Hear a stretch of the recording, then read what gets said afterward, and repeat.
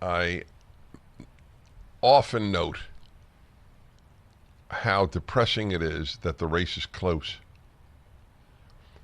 Aside from the fact that she is a nothing, truly a nothing.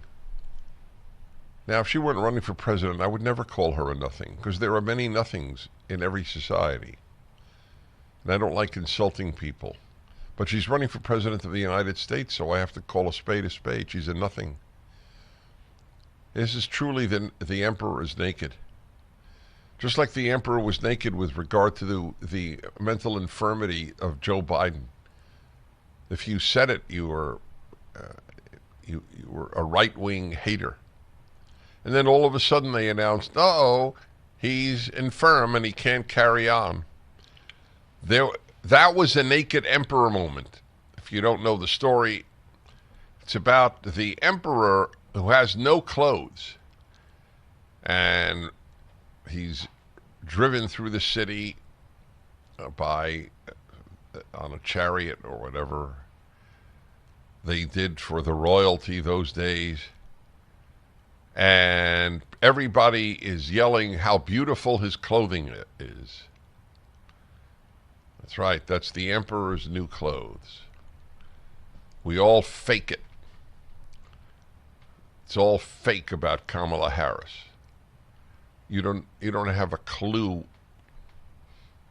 what she believes. She doesn't have a clue what she believes.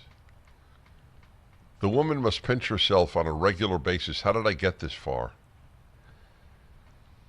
I had one interaction with her when she was running for Attorney General of California. It's on the internet. It's brief. It was on the late Larry King's program on CNN, when CNN used to invite me. Just like the LA Times used to publish me. They don't do that with conservatives anymore. They haven't. When did they stop? About 2000, I guess.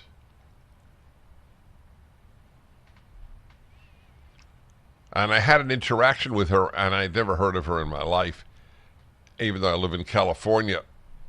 And I do remember leaving the interaction thinking, this woman's not particularly deep. I was right. But the bigger story is that half the country doesn't care about the death wish of the left, a self-death wish. Yep, the Europeans care, interestingly.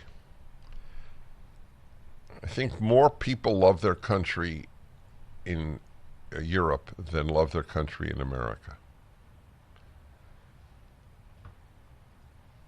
You remember CBS? The story is just amazing. I'll just briefly remind you. CBS 60 Minutes aired two different answers from Kamala Harris to the same question.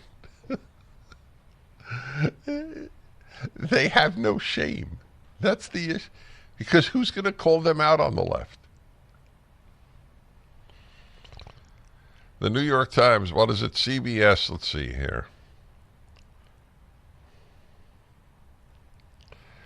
I just had it, and I was going to move on to another area. CBS aired two different answers to the same question in its 60 Minutes interview with Vice President Harris, replacing a clip from the Democratic nominee that aired on Face the Nation Sunday when the interview package aired in a primetime special on Monday.